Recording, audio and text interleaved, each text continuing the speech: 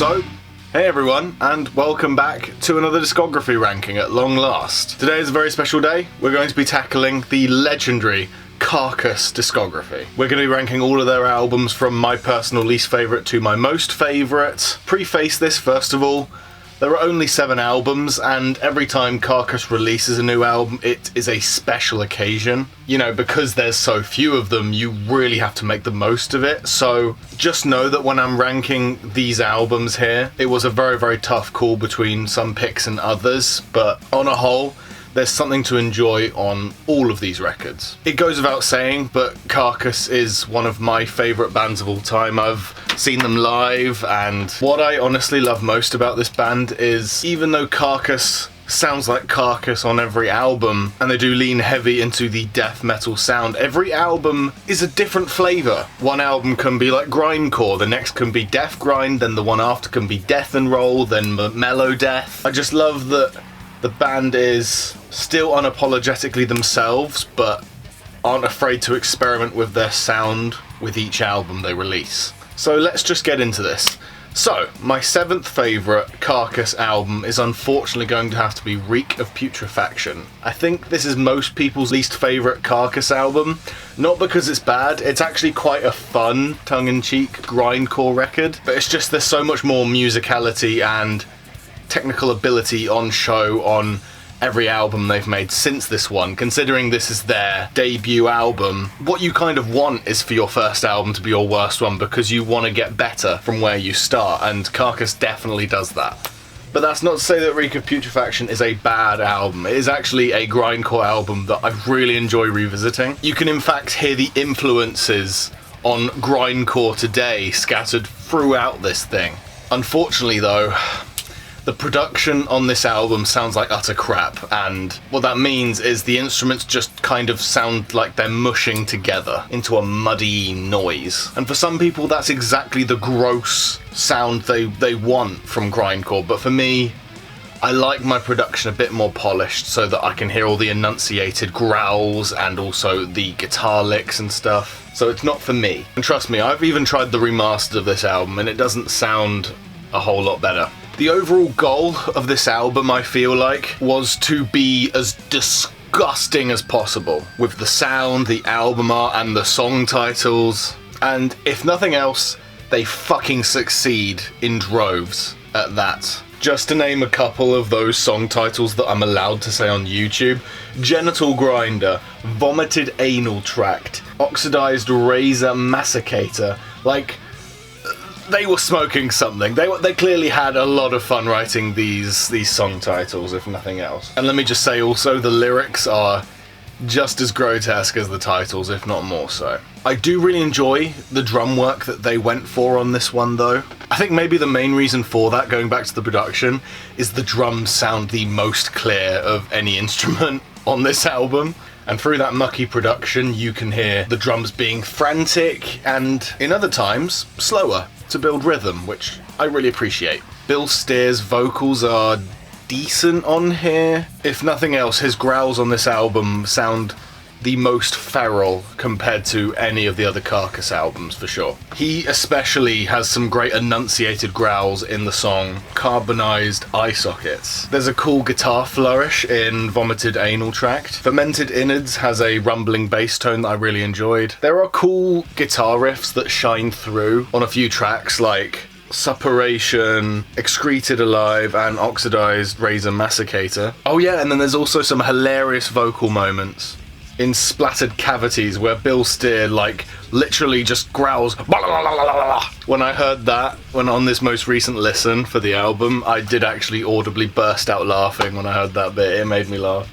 There's cool guitar riffage in Psychopathologist, as well as in Burnt to a Crisp as well. And also with Burnt to a Crisp, that is the first song, I believe, in this Discog listen that I did, where I heard the more clean, upper register Bill Steer growls that we're so used to in, like, Carcass's more iconic albums, like Heartwork, etc. Like, where the growls are more enunciated and, like, raspy, instead of being on the low end, like they sound on most of this first album. I enjoyed the guitar rhythm in Pungent Excruciation, I think it's called. And then Malignant Defecation is actually a pretty strong closer for the album, surprisingly.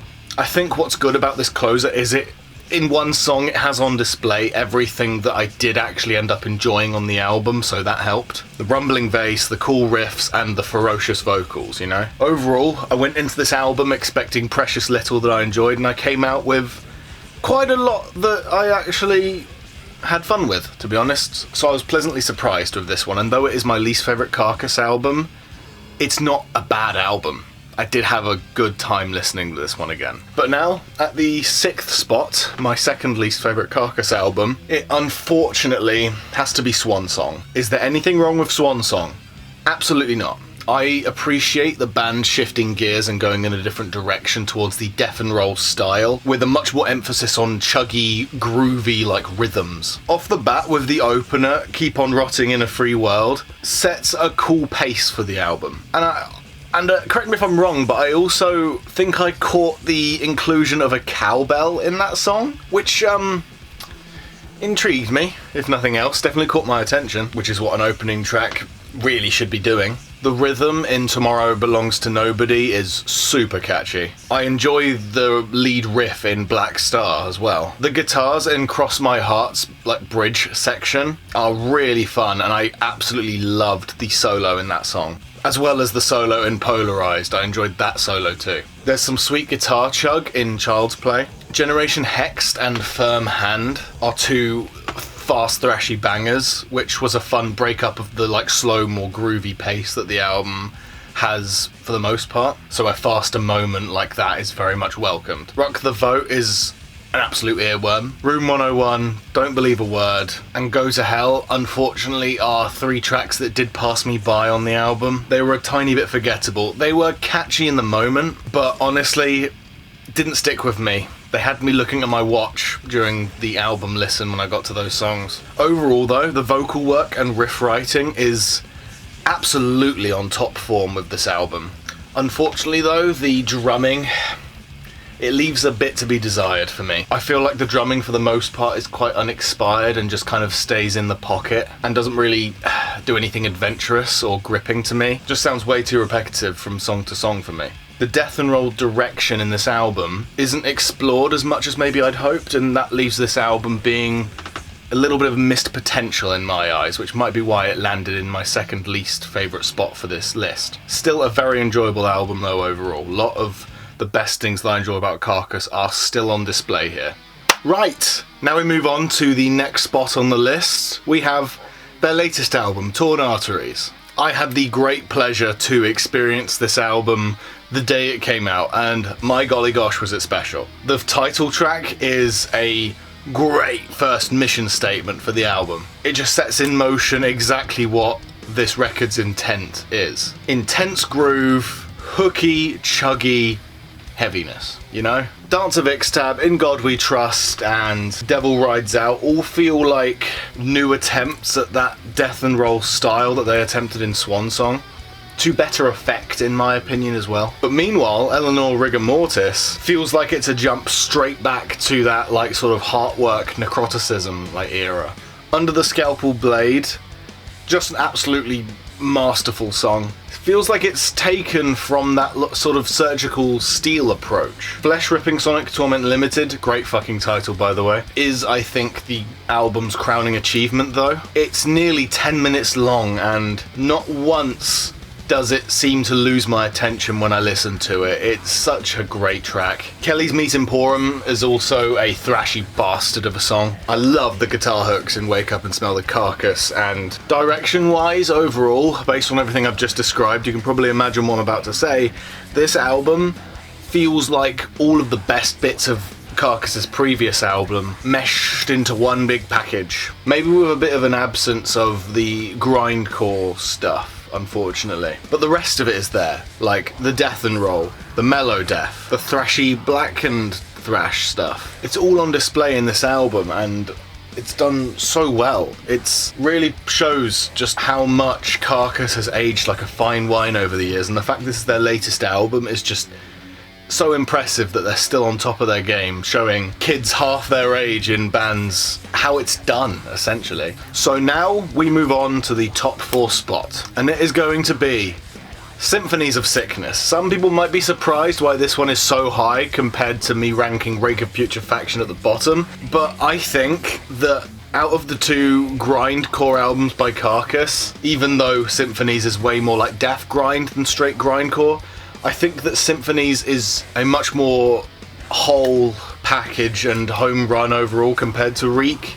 Though I do enjoy Reek, I think that Symphonies like refines the sound and direction with more catchiness, with more heaviness, and with more melody and a much clearer production. Which is why Symphonies is 4, because I love grindcore, I love well-polished grindcore, and that's what this is. Everything I love about that subgenre. I think as well, with this album being more centered around the death grind sound rather than the straight grindcore, it allows for more hooky moments which just make the songs like stick with you a bit more compared to Reek of Putrifaction. A bit more melody, a bit more length and like meat to the songs themselves. It gives like these guitar and like vocal moments more time to shine, and the drum moments too. Exhume to Consume has a brilliant guitar hook, and the solo in there is just, it's so delish. The slower tempo opening into the more frantic parts in Ruptured Purulence, if that's how you say that word, just make that song stand out more overall in this album. I enjoy the catchy, heavy grooves in Empathological Necroticism. How did I not struggle with that song name? I absolutely love the thrashy riffs and drums, and just overall energy in the song Embryonic Necropsy. And Devourment and Swarming Vulgar Mass Infected Virnulency. Wow. As well as the energy in Crepitating Bowel Erosion. I say again, Carcass have the most creative song titles. Between the albums Reek of Putrifaction to Symphonies of Sickness, there is a serious step up in production, as I've previously said, but they don't lose any of the heaviness or grossness. You get some of the deeper growls on Symphonies from Reek of Putrifaction on here, but you see their cadence and tonation. They're more enunciated better here, I feel. But like I said, everything that was so charming and gross and just overall memorable on Reek is also present on Symphonies of Sickness, which might be why I gravitate so much to this one, because it achieves that grindcore energy that I really enjoy. Also, shout out to Incubator of Endoparasites. Just wanted to say that song name for no other reason but the name. But yeah, overall, Symphonies of Sickness, another album from this band's catalogue that I went in expecting a pretty fun listen, and went out just being like, fucking hell!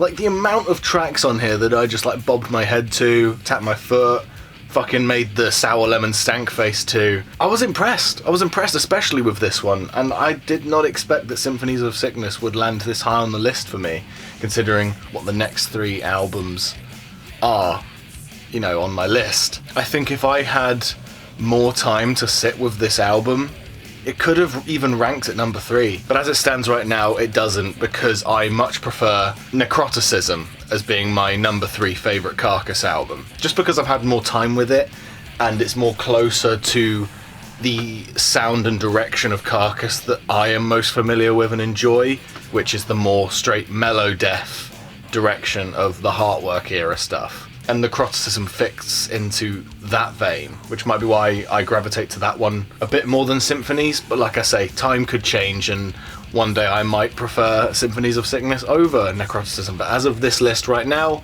Necroticism has more of the hits, let's be fair. In Propagation kicks off the album so fucking well, filled with tension, guitar chug. It's just such a catchy song. It's such a great way to set the pace for the album. The atmosphere built in this song as well is just so fucking impressive, especially when you consider that this album followed on directly from Symphonies, doing a hard left turn in sound direction from like death grind to mellow death. It's just so bold and impressive, and I just have to applaud Carcass for taking that risk and landing squarely on their feet while doing it with this album. God damn. Corporal Jigsaw Quandary has a lead guitar hook that's just drills into my brain. It's such a catchy one. Love the rhythm in that song too. The riffs in Symphonies of Sickness are off kilter and just frantic. Pedigree Butchery and Incarnate Soviet Abuse are both vicious and have a tempo to match. Carcass Cacophony has a slower, groovier riff that's just so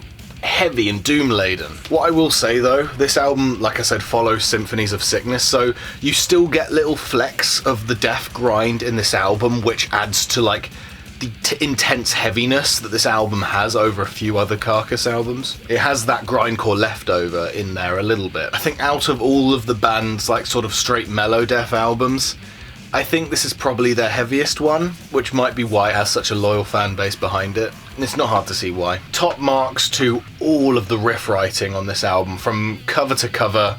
Enjoyed all of the guitar work. And also, most of the ingredients that are used to create this album also then went on to create Heartwork, which, if you know my feelings on Heartwork, you'll know that I have a deep appreciation for that direction in sound, so by default I have to give marks to this album for going in that musical direction for the band. Also, with nearly all the songs in this album hitting 5 minutes, shows the band's conscious effort to lean more towards stronger, more in-depth like songwriting. Unfortunately, the reason that this is number 3 and not 2 or 1 is because of the final 2 tracks. If it weren't for those 2 final tracks ending this album on a bit of a damp squib per se, then it would have been higher. Overall, the songs aren't dreadful, it's just they're not the strongest tracks on there, and if you know me, the ending is usually the bit that sticks with you with an album, at least in short term, and it didn't leave the strongest impact as the album was closing. Overall though, I loved the shit out of this album, which is why it's in my top 3. But now we move on to my top 2. Now, here is the twist for this video. I don't have a number 2 or a number 1 spot. Both of these albums next that you know what's left are tied for first place. Now, I know that it's a cop-out to have a joint first place at the top of the list, but you do just have to understand these albums are literally equal in my mind, and if you ask me from one day to another which of these albums I'd prefer, it'd be a different answer each day. Each hour it would be a different answer, I tell you. But just for the sake of popularity overall, I'm going to talk about Surgical Steel first, because it was around the time that this album came out when I discovered the band originally. So we'll talk about this one first and then go on to Heartwork afterwards. Every song is a banger.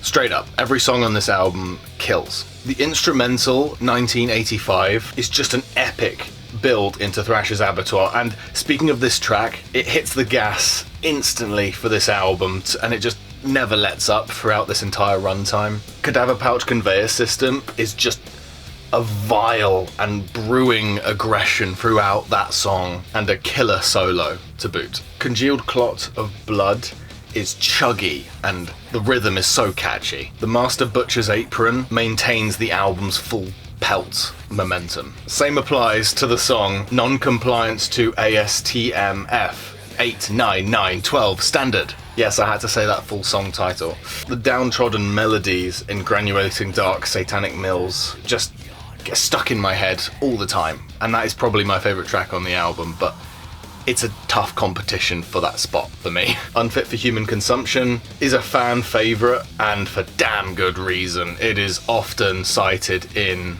the band's set lists up to this day. The title track and Captive Bolt Pistol both keep the pace going really, really well. Mount of Execution is also an 8-minute epic that just works as a super fitting finale to this amazing album. This album, above Heartwork, has the best production that Carcass has ever had for an album, and I will die on that hill. Everything sounds so well balanced. The mix is great, the drums sound dry. They sound like shotgun blasts, actually. The vocal work is so vicious and concise. You can very clearly hear through the growls all of the vile things that Bill Steers threatening you with. A Captive Bolt Pistol, perchance? And their grand return after nearly 2 decades of silence what a mission statement to come back to, holy shit. They sound as young and hungry on this as when they started.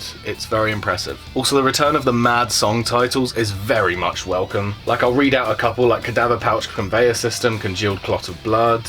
Like I said, I discovered Carcass with Heartwork around the same time this album came out, and I listened to this album within the first week of its existence, I'm pretty sure, but I wasn't conscious at the time that this had recently come out. It was just another one of those Carcass albums that I was getting into and enjoying along with Heartwork, because I was a silly kid and didn't know when I discovered greatness, but I definitely appreciated said greatness. But now we move on to my other number one spot, the one that everyone is probably going to agree with me is Heartwork. It's most people's favourite Carcass album. It's one of the most sequential mellow death albums of all time. This record honestly speaks for itself. There's a reason why it's regarded as one of the best metal albums ever made, and for very good reason. There is no skippable tracks on this whole thing. Not even the bonus tracks are skip worthy. Buried Dreams kicks the doors in and sets the tone for such a legendary album. That song is in fact my favourite on this thing, but there are so many other killer tracks. Carnal Forge leans on some tense, thrashy riffs and drumming. No Love Lost is weighty with the bass and groove, and steamrolls through that song. And that song has some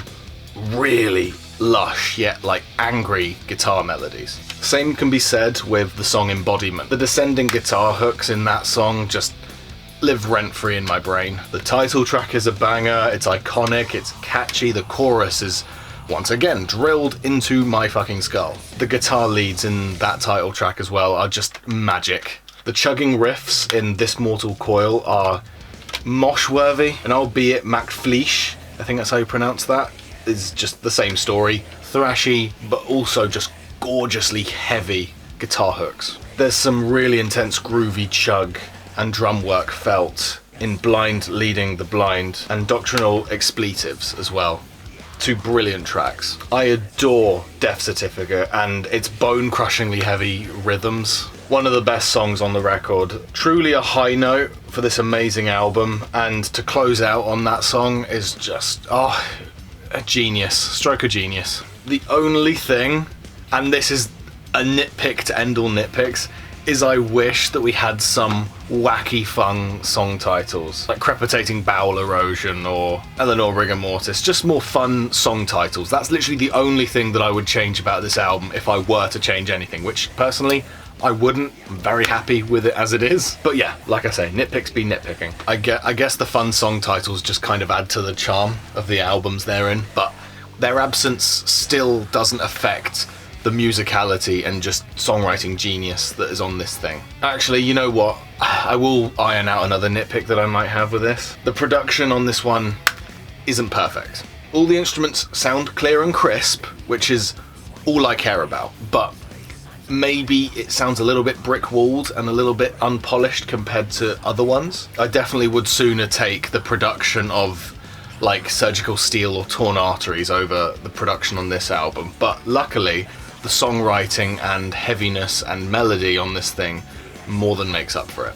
And once again, Bill Steer's vocals enunciated perfectly, performed perfectly as well. The vicious heaviness to his vocals, whilst also the enunciation also being very present, so you can actually understand what he's growling up. Like I said, it is a mellow death staple album, and it defined a subgenre. It really did. But like I said, these two albums are tied for first. I know you might think that's a cop-out, but I literally cannot pick between these two things. I will quote myself from my Becoming a Metalhead video when I mentioned that these two albums are side A and side B, because they are that perfect and that equally matched that I cannot decide between them. And I refuse to. It's like deciding between your children, and I don't want to do that. Thank you very much for watching this album ranking video of one of the most legendary death metal bands of its genre. Carcass is a very legendary band, and will Carcass ever make an album again? We honestly don't know. They could make an album next year, or we could not see a new album from them for another 10 years. We'll have to just wait and see what the future holds for this band. Hopefully good things. I'm hoping to actually see them live again, because when I saw them last year, it was, and still is actually to this day as of recording this, My favourite concert I ever went to. I got to fist bump Bill Steer, and Jeff Walker handed me a guitar pick. It was so great. Oh, and I also got to crowd surf during Heartwork, during their set list. I forgot about that, but yeah, amazing gig, amazing band, amazing discography. Thank you for watching. Hope you enjoyed. If you didn't agree with my list, post yours in the comment and we'll argue about it. Yeah, see you in the next one. Goodbye.